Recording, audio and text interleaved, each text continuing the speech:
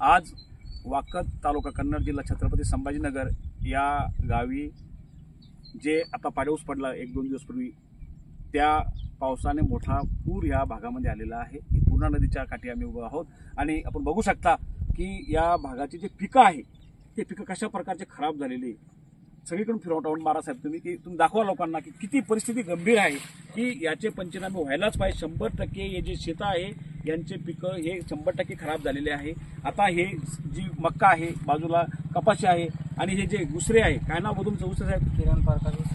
किरण प्रकाश दुसरे यांचा गट नंबर 21 गट नंबरचं जे आहे शेती, बाजूला पूर्णा नदी आहे। पूर्णा नदीला आताही खूप मोठं पाणी चालू आहे आणि इतकी गंभीर परिस्थिती झालेली आहे की या शेतकऱ्यांचं 100% पीक गेलेलं आहे। म्हणजे ते तोंडाशी आलेला घास हा निसर्गानं खेचून घेतलेला आहे।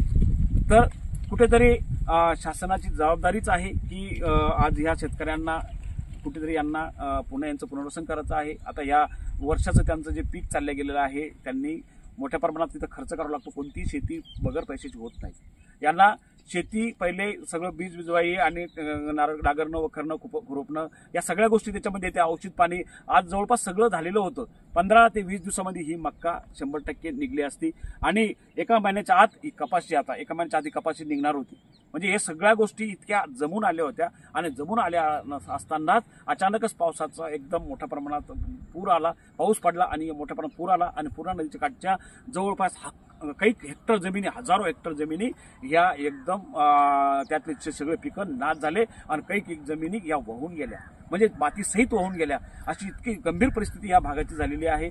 तर शासनाला माझी विनंती आहे की जबाबदारीने या सगळ्या शेतकऱ्यांचे हे जे आहे आता दिसू लागलेले इकडं, या सगळ्या शेतकऱ्यांचे पंचनामे झाले पाहिजेत। तहसीलदार साहेबांना माझी विनंती आहे, जिल्हाधिकारी साहेबांना माझी विनंती आहे, या भागाचे जे पदस्थित अधिकारी आहे, जे शासनाने नियुक्त केलेले अधिकारी आहे, शासन 100% छत्रपती संभाजीनगर जिल्ह्यातील जे बी पदाधिकारी आहे ते 100% काम करणार, त्यात शंकाच नाहीये।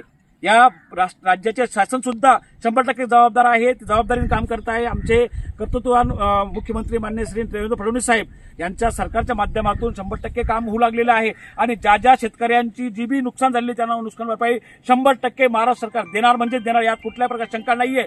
परंतु जे जिल्ह्याच्या ठिकाणी जे शासकीय अधिकारी नियुक्त केलेले आहे त्यांच्या हाताखाली या सगळ्या गोष्टी यांनी हा जो डाटा आहे तयार करून हे डाटा तयार करून मुंबईला पाठवले गेला पाहिजेत। मुंबईच्या माध्यमातून म्हणजे शेतकऱ्यांचे 100% जे नुकसान झालेले आहे ते सरकारपर्यंत, मुख्यमंत्र्यांपर्यंत गेलं पाहिजे, त्यांच्यापर्यंत तो डाटा गेला पाहिजे, त्यांच्या माध्यमातून नुकसान भरपाई आपल्याला इथे येते। तर तहसीलदार साहेब, जिल्हाधिकारी साहेब, बीडीओ साहेब व शेती जे अधिकारी आहे, शेतकरी अधिकारी, या सर्वांना माझी विनंती की त्यांनी या परिसरामध्ये म्हणजे वाकोद, शेलगाव, दिगाव, खेडी, चिंचोली, लिंबाजी, नेवपूर, वाकी, बरकतपूर हे जे रेऊळगाव या आजूबाजू परिसरावर जे पूर्णा नदी या भागातून वाहती, या सगळ्या गावाचे जे कन्नड तालुका येतो, या कन्नड तालुक्यातील जेवढे बी गावं आहे, या भागातील जे बी तलाठी साहेब आहे, मंडळाधिकारी साहेब आहे आणि जे बी शेती अधिकारी साहेब आहेत, त्या सर्वांना आमची विनंती आहे। आम्ही फक्त विनंती करू शकतो, विनंतीच्या माध्यमातून या शेतकऱ्यांचं जे नुकसान झालेलं आहे यांचं पुनर्वसन करण्यासाठी आम्ही विनंती करून की बा यांचं पुनर्वसन करण्यासाठी यांना नुकसान भरपाई लवकरात लवकर देण्यात यावी,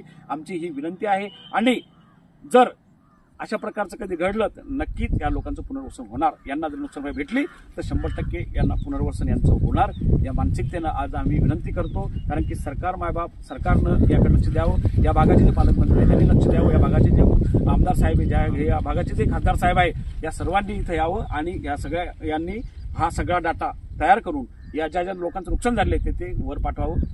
जय हिंद, जय महाराष्ट्र। चालू राहू।